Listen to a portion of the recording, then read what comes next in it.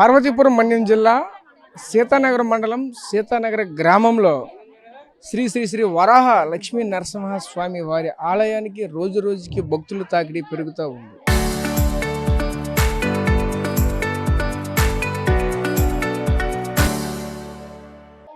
ప్రస్తుతం చూసుకుంటే ఇక్కడ వచ్చినటువంటి భక్తులంతా కూడా ఒకటే చెప్పుకోవాల్సిన పరిస్థితులు కనిపిస్తూ ఉన్నాయి. ఖచ్చితంగా ఇక్కడ ముడుపు కడితే కోరిన కోరికలు తీరుతాయి అంటూ కూడా ప్రగాఢంగా విశ్వసిస్తున్న పరిస్థితులు కనిపిస్తూ ఉన్నాయి. అసలు వాస్తవంగా జరుగుతూ ఉందా? అసలు ఆ కోవిల యొక్క పరిస్థితులు ఏంటి? ప్రస్తుతానికైతే ఆర్టీవీ ఆ కోవిల వద్దకైతే చేరుకొని ఉంది. అసలు అక్కడ ఏం జరుగుతుంది, ఆ కోవిల వద్ద ఉన్నటువంటి పూజా విధానాలు ఎలా జరుగుతూ ఉంటాయి, అక్కడ ఉన్నటువంటి భక్తులు కూడా ఏం మాట్లాడుతున్నారు, ఆ భక్తులు కూడా ఏం చెప్తూ ఉన్నారు, అసలు 27 సార్లు ప్రదక్షిణ చేస్తే కోరిన కోరికలు తీరడం ఏంటి, ముడుపు కడితే కోరిన కోరికలు తీరడం ఏంటి, అసలు ఇదంతా వాస్తవమేనా? అసలు ఇవన్నీ కూడా ఈ యొక్క వీడియోలో పూర్తిగా వివరించే ప్రయత్నం అయితే చేస్తాను.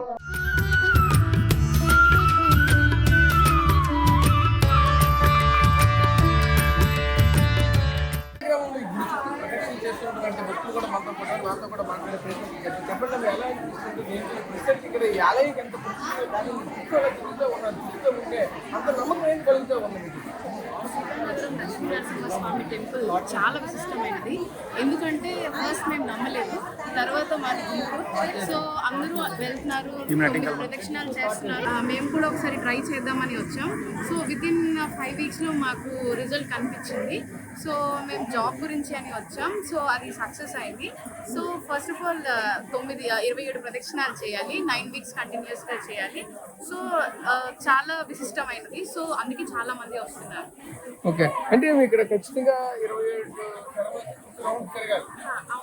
ప్రదక్షిణాలు కంపల్సరీగా చేయాలి. దీని తర్వాత నెక్స్ట్ ప్రాసెస్ ఏమైనా ఉంటుందా? నెక్స్ట్ ఫస్ట్ టైం అయితే సింహాచలం కంపల్సరీగా వెళ్ళాలి.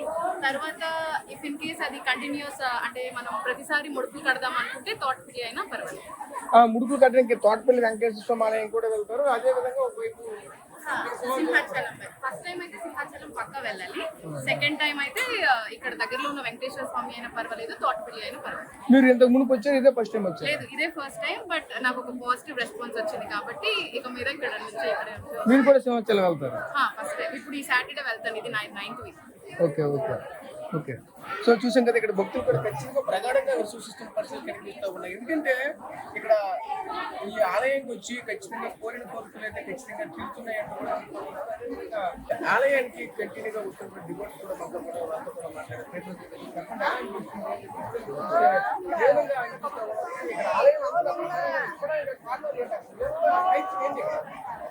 ఈ కోవిలికి అంటే చాలా ప్రత్యేకత ఉంది సార్.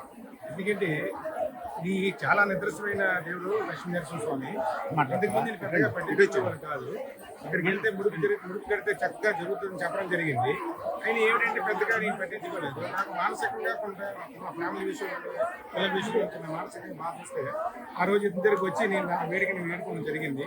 జరిగితే అతను ఆ రోజు ఏ రోజైనా ఆలోచించకుండా లక్షవారం ముడుపు కట్టడం జరిగింది. 9 వారాల్లోనే మా అబ్బాయి కోసం జాబ్ కోసం ప్రార్థించడం జరిగింది. ఆ 11వ వారం అతను తప్పనిసరిగా లక్ష్మీనరసింహ స్వామి నెరవేర్చడం జరిగింది. అతని మీద ఇంకా నమ్మకం కలిగి ప్రతి వారం కూడా సంవత్సరం కంటిన్యూ ఆగకుండా ప్రతి లక్షవారం కూడా ఇన్ని ఫంక్షన్లు ఉన్నా ఇన్ని రకమైన ఇవిన్నా మా రకమైన సమస్యలు ఉన్నా సరే లక్షవారం కంపల్సరీగా ప్రతి సంవత్సరం ప్రతి లక్షవారం కూడా నేను దర్శనం చేసుకునేవాడిని. అలాగే మా రెండో అబ్బాయి కూడా జాబ్ కోసం ఆడడం జరిగింది. క్యాంపస్లో జాబ్ వచ్చింది ఎంఈజీఆర్ కాలేజీలోని. ఇంకా మరీ నమ్మకం కలిగింది. అలాగే జైపూర్ కూడా మా అత్తవారు చాలా మానసికంగా బాధపడుతున్న అబ్బాయి సంబంధాలు అవ్వలేదని వాళ్ళకి కూడా చెప్పడం జరిగింది. వాళ్ళకి కూడా 11 వారాల్లోనే అబ్బాయి కూడా సంబంధం జరిగి జాతులపూర్తో ప్రధానం కూడా జరిగింది. ఇలాగా ఇతను ఏది అనుకున్న మనస్ఫూర్తిగా కోరుకుంటే మట్టుగా ఆయన తప్పనిసరిగా నెరవేరుస్తారు. కోరికలు అధికంగా ఉండకూడదు. మన శరీరం సంబంధించిన కానీ, కుటుంబాలకు సంబంధించిన కానీ, పిల్లలకు సంబంధించిన కానీ, పెళ్లి విషయంలో తప్పనిసరిగా నెరవేరుస్తారు. మనకేమో అదే కోరికలు అంటే ఆయన దేవుడు ఆయన పరీక్షిస్తారు. అతను ఏదైనా కోరిక కరెక్ట్గా కాదండి. సత్యమైన దేవుడు అండి. మా మనస్ఫూర్తిగా చేసుకుంటే కోరిక 100% నెరవేరుస్తుంది. ఆ శ్రీనివాసరావు గారు కూడా ఆలయ ప్రసిద్ధ అయిన కమిటీ నెంబర్ అతను. ఆయన కూడా భక్తి శ్రద్ధలతో ఎటువంటి స్వార్థం లేకుండా డబ్బుగా ఆశపడకుండా ఆయన కూడా ప్రతి భక్తులకు కూడా డబ్బు కోసం ఆశించకుండా భక్తితో చదువు చేయమని చెప్తారు అతను శ్రీనివాసరావు గారు. కోవిలి కమిటీ నెంబర్లు కూడా సర్వీస్ కూడా బాగా చేస్తారండి. ఇలాగే ఈ కోవిలి రాబోయే రోజుల్లోనే తిరుపతి దేవస్థానంలో అభివృద్ధికి వెళ్తుందని మా మనసులో కోరిక. ఆ భగవంతుని నిర్ణయం మనం ఇంకా చేయలేదు. జై శ్రీమన్నారాయణ.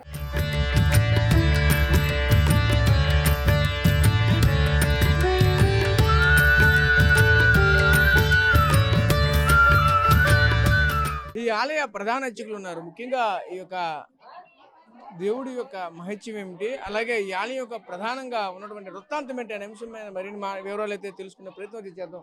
చెప్పండి స్వామి, ఈ ఆలయం యొక్క వృత్తాంతం ఏంటి, ముఖ్యంగా ఇక్కడ ఈ లక్ష్మీ నరసింహ స్వామి యొక్క వైభవం ఏమిటి ఇక్కడ?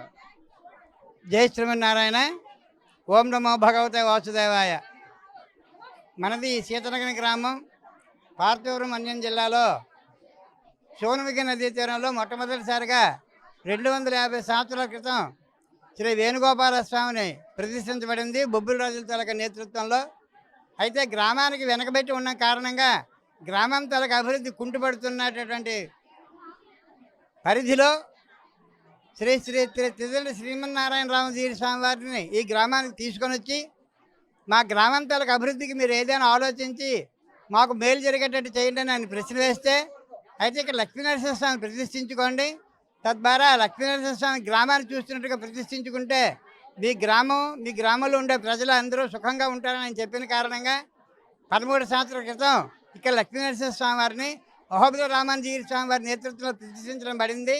అయితే ఇక్కడ ప్రత్యేకంగా లక్ష్మీవారం పూట ఒక 9 పసుపు కొమ్ములు, 9 చెక్క ముక్కలు, 9 రూపాయ బిళ్ళలతోటి పసుపు గుడ్డలో ఇక్కడ ఉండేటువంటి అర్చక స్వామి అయినటువంటి శ్రీమాన్ పేసపాటి శ్రీనివాసాచార్యులు వారి సోదరుడైనటువంటి రామానుజాచార్య నేతృత్వంలో ముడుపులు అనేటివి కడతారు. ఈ ముడుపులు అనేటటువంటివి ఎవరికి ఏ కోరిక ఉన్నా కొంగు బంగారంగా నెరవేరుస్తున్నాడు మన లక్ష్మీనరసింహస్వామి వేణుగోపాల స్వామి వాళ్ళ అనుగ్రహంతో. అందువల్ల ఇక్కడ ముడుపులకి ఈ భక్తజన సందోహం చాలా ఎక్కువగా ఉంటుంది. ప్రతి లక్షవారం కూడా సుమారుగా ఒక 8,000 దగ్గర నుండి 10,000 మంది వరకు భక్తులు స్వామిని దర్శనం చేసుకుంటూ ఉంటారు. వారి కోరికలు నెరవేరుతున్న కారణంగా ఒకరు చూసి ఒకరు వచ్చిన కారణంగా ఇక్కడ భక్తజనుల తాలూకా అభివృద్ధి ఎక్కువగా కనబడుతున్నది. అయితే ఇక్కడ దేవాలయం తాలూకా నిర్వహణ కానీ మంచి చట్టాలు కానీ ఇక్కడ ప్రస్తుతం ఉండేటటువంటి ప్రధాన అర్చకులు అంటే శ్రీమాన్ శ్రీనివాసాచార్యులు వారి సోదరుల నేతృత్వంలో అందరూ జరుగుతూ ఉంటాయి. లక్ష్మీవారం నాడు విశేషంగా జనాలు వస్తున్న కారణంగా మరొక 10 మంది అర్చక స్వాములు కూడా ఏర్పాటు చేసుకొని భక్తులకు ఏ విధంగా ఇబ్బంది లేకుండా తీర్థప్రసాదాల విషయంలో లోటు లేకుండా చేస్తూ ఉంటారు. ముఖ్యంగా 13 సంవత్సరాలు పూర్తయిన కారణంగా 50,000 ముడుపులు లక్ష్మీనరసింహస్వామికి పూర్తయిన కారణంగా మార్చి 31వ తేదీ నుండి ఏప్రిల్ 9వ తేదీ వరకు కూడా నవనరసింహ యాగం అనేటటువంటిది చేయడం జరిగింది. తద్వారా భక్తుల తాలూకా కోరికలు నెరవేరుతున్న కారణంగా ఇక్కడ అనేకమైన విశేష కార్యక్రమాలు అర్చక స్వామి నేతృత్వంలో జరుగుతూ ఉంటాయి. ఆ రకంగానే 9 వారాలు ముడుపులు తిరిగిన తర్వాత వచ్చిన శనివారం నాడు మళ్ళీ ముడుపు పట్టుకొని మొట్టమొదటిసారిగా కట్టినటువంటి వాళ్ళు సింహాచలం వెళ్ళి పట్టికలు వేసుకుంటే తద్వారా ఇక్కడ గ్రామంలో ఉండే లక్ష్మీనరసింహస్వామి సింహాచలం వారాహ నరసింహస్వామి తాలూకా కటాక్షాలు పరిపూర్తిగా పొందుతూ భక్తులు వారి కోరికలు పరిపూర్తిగా నెరవేర్చుకున్న కారణంగా మాకు ఈ గ్రామానికి మా దేవుడు పెట్టిన భిక్ష అనుకుని భక్తులందరూ వస్తున్న కారణంగా మాకు ఇక్కడ అన్ని విధాలుగా భక్తులకి సహాయ సహకారాలు చేయడానికి ఏ విధంగా లోపం లేకుండా భగవంతుడు అనుగ్రహిస్తున్నాడు. కాబట్టి ఈ కార్యక్రమాన్ని ఈ విధంగా చేయగలుగుతున్నాం. ఇదంతా కూడా భక్తుల తాలూకా సహకారమే. అంటే ముఖ్యంగా చూసుకుంటే ఓన్లీ లక్ష్మీవారిని కూడా ఎంత ఘనంగా పూజలు జరగడానికి కారణాలు ఏమిటాయి?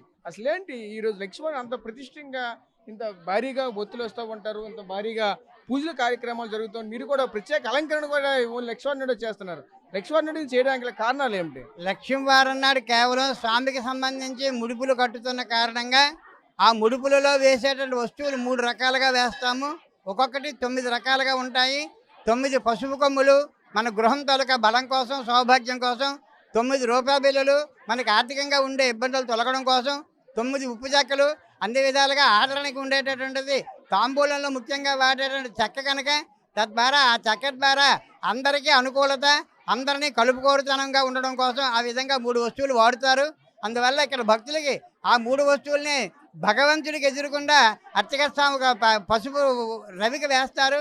ఆ రవికలో వాళ్ళకి ఏ కోరిక అయితే ఉందో ఆ కోరికని దేవుడికి చూపించి ఆ రవికలో వేసిన తర్వాత అర్చక స్వామి దానికి ముడివేసి దానికి ఒక నెంబర్ ఇస్తారు, ఒక పేపర్ ఇస్తారు. ఆ పేపర్లో ఉండేటువంటి మంత్రాలు అవకాశం ఉంటే చదువుకోవచ్చు, లేకపోతే స్వామి తాలూకా నామంతో 27 ప్రదక్షిణ చెయ్యాలి. అందులో ముడుపులో వేసే వస్తువులు 27 కనుక ఒక్కొక్క వస్తువు 9 ఉంటాయి కాబట్టి 9 వారాలు ప్రదక్షిణ చెయ్యాలి. 9 వారాలు ప్రదక్షిణ అయిన తర్వాత మళ్ళీ వచ్చి శనివారం నాడు ఆ ముడుపు తీసుకొని వాళ్ళకి నచ్చినటువంటి దేవాలయంలో ముడుపు సమర్పణ చేసుకోవడం అనేటటువంటిది. మొట్టమొదటిసారి కట్టినటువంటి ముడుపు మాత్రం సింహాచలంలోనే వెయ్యాలి. ఎందువల్లంటే సింహాచలనాథ కటాక్షం వల్ల ఈ గ్రామానికి నరసింహస్వామి లక్ష్మీనరసింహ వచ్చిన కారణంగా ఈ పద్ధతిగా ఇక్కడ జరుగుతున్నది.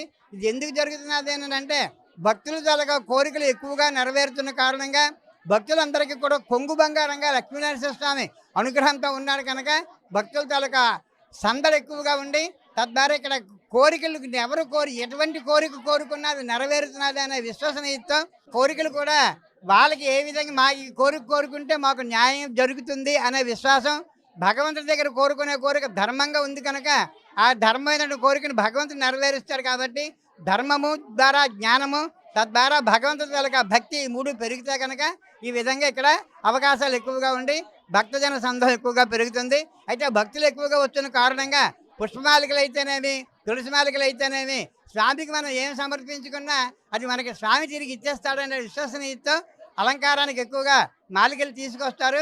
అవి భగవంతుడి తాలూకా రూపం మనకి కనబడేటట్టుగా ఆ అర్చకులు కూడా అలంకారం చేస్తున్నారు. తద్వారా భగవంతుడు అందంగా కనబడినందువల్ల భక్తుల హృదయాలు ఆనందంగా ఉన్నందువల్ల భక్తుల తాలూకా సందడి ఎక్కువగా ఉన్నది. అంటే 27 రోజు అది 27 సార్లు ఎందుకు ప్రదక్షిణ చేస్తారు? ప్రస్తుతం చేయడానికి జనరల్గా ఏ కోవిలో చూస్తే 3, 9, 11 సార్లు ప్రదక్షిణ చేస్తూ ఉంటారు. కానీ ఇక్కడ 27 సార్లు చేయడానికి ప్రధాన కారణాలు ఏమిటి? మీకు ముడుపులో వేసేటటువంటి వస్తువులు 27, అందులో ముఖ్యంగా మనకు ఉండే నక్షత్రాలు 27 కనుక మనం పుట్టినటువంటిది ఏదో ఒక 27 నక్షత్రంలో ఒక నక్షత్రం మనం ఉంటుంది కనుక అది ఏ నక్షత్రం అనేటువంటి మనకి తెలియదు కనుక అన్ని నక్షత్రాలకి వెళ్ళి ప్రదక్షిణ చేస్తే మనలో అందులో ఉన్నాం కాబట్టి మనల్ని భగవంతుడు రక్షిస్తాడు అనేటువంటి భావనతో 27 నక్షత్రాలకు సంబంధించి 27 ప్రదక్షిణలు అనేటటువంటిది ఏర్పాటు చేయడం జరిగింది. Thank you. సో చూసాం కదా, ముఖ్యంగా ఒకటే చెప్పుకోసం నేపథ్యం కూడా కనిపిస్తూ ఉన్నది. ఏదైతే ఈ ప్రధాన అర్చకులు ఒకటే చెప్తా ఉన్నారు, 27 సార్లు తిరగడానికి గల ప్రధాన కారణాలు ఏంటంటే 27 నక్షత్రాలు ఉన్నాయి కనుక 27 సార్లు తిరిగితే అందులో ఉన్నటువంటి ఏదో ఒక నక్షత్రంతో మనమైతే ఖచ్చితంగా మన జన్మం అనేది ఖచ్చితంగా ఉంటుంది కాబట్టి ప్రతి ఒక్కరికి కూడా వర్తిస్తుందంటే కూడా చెప్పుకొస్తున్నారు. ఆ ముడుపుల్లో కూడా ప్రతిదీ కూడా 3 రకాల వస్తువులను 9 రకాలుగా మొత్తం అందులో వేస్తూ ఉంటాయి. అంటే 9 ఖచ్చితంగా 9 రూపాయలు, 9 చెక్కలు, 9 పసుపు కొమ్ములతో కలిగినటువంటి ఒక ముడుపును కూడా కడతారు. ఆ ముడుపు కడితే ఖచ్చితంగా కోరిన కోరికలు తీరుతాయి అనేది ఒక ప్రగాఢంగా విశ్వసిస్తున్న పరిస్థితి కనిపిస్తున్నాయి. మొట్టమొదటిసారిగా వచ్చినటువంటి భక్తులైతే ఇక్కడ కట్టినటువంటి ముడుపుని నేరుగా తీసుకుని వెళ్ళి సింహాచలం దేవస్థానంలో దీన్ని సమర్పిస్తారంటే కూడా చెప్పుకొస్తున్న పరిస్థితి కనిపిస్తుంది. అదేవిధంగా ఇక్కడ ఉన్నటువంటి భక్తులు కూడా ఒకటే చెప్తూ ఉన్నారు, ఖచ్చితంగా మేమైతే ఈ ప్రదక్షిణ చేస్తున్నాము, 9 రోజులు చేస్తున్నాము, 9 రోజులు చేసిన టైంలోనే ఖచ్చితంగా మాకైతే ఆ యొక్క నిదర్శనం అనేది ఖచ్చితంగా కనిపిస్తుంది, మేము కోరిన కోరికలు ఖచ్చితంగా తీరుతున్నాయి అంటే కూడా ఆ భక్తులు కూడా మనతో పాటు చెప్పుకొస్తున్న పరిస్థితులు కూడా మనమైతే చూసాము. ప్రధానంగా మనమైతే చూడవచ్చు, ఇక్కడ పార్వతీపురం మన్యం జిల్లాలో సీతానగరం మండలం సీతానగరంలో ఉన్నటువంటి ఈ లక్ష్మీ నరసింహ స్వామి ఆలయానికి అయితే రోజు రోజుకు కూడా భక్తులు తాకిడి పెరుగుతున్న నేపథ్యం కూడా కనిపిస్తూ ఉన్నది. సుమారుగా చూసుకుంటే లక్షలాది మంది భక్తుల జనాలు అయితే మాత్రం ఈ ప్రాంతానికి అయితే ప్రతి లక్షవారం కూడా వస్తున్న పరిస్థితి కనిపిస్తూ ఉన్నది. ముఖ్యంగా లక్షవారం నాడు రావడానికి వరాహ లక్ష్మీ నరసింహ స్వామి వారు కాబట్టి ఖచ్చితంగా ఆ లక్షవారం నాడు మాత్రమే భక్తులు కూడా వస్తున్నారంటూ కూడా ఆలయ ప్రధాన అర్చకులు కూడా మనతో పాటు చెప్పుకొస్తున్న పరిస్థితులు కూడా కనిపించాయి. అదేవిధంగా ముఖ్యంగా మనమైతే చూడవచ్చు, ఈ ఆలయం యొక్క ప్రధాన విశిష్టత కూడా చెప్పుకొస్తున్న నేపథ్యం అయితే కనిపిస్తుంది. ఏదైతే ఆనాడు ఉన్నటువంటి బొబ్బిలి రాజుల సమక్షంలో ఏర్పాటు చేసినటువంటి ఏదైతే ఈ యొక్క ఆలయ ప్రతిష్ట ఉన్నదో అప్పటి నుంచి నేటి వరకు కూడా ఏ విధంగా ఉందని ప్రతిదీ కూడా కులంకుశంగా పరిశీలించి దీని ద్వారా వచ్చినటువంటి ప్రత్యేకించి కొంతమంది దీనికి సంబంధించినటువంటి సాధువులు కూడా ఈ ప్రాంతాన్ని తీసుకుని వచ్చి వాళ్ళ ద్వారా పూర్తి స్థాయిలో దీన్ని మళ్ళీ పునఃప్రతిష్ఠించినటువంటి పరిస్థితులు కూడా కనిపించాయి. ఈ కారణం చేతనే ముఖ్యంగా ఇక్కడ మరింత ఈ యొక్క గుడి యొక్క ప్రాంతానికి కూడా మరింత పేరు ప్రఖ్యాతులు కూడా రావడంతో భక్తుల యొక్క కోరికలు తీరడంతో మరింత తాకిడి పెరిగిందనే చెప్పాలి. ప్రస్తుతం చూసుకుంటే ఈ యొక్క ఆలయం అయితే దినదిన అభివృద్ధి చెందుతుందనే పరిస్థితులు కూడా కనిపిస్తూ ఉన్నాయి. Camera person Naidu Rajesh, RTV, Parvathipuram Manyam జిల్లా నుంచి.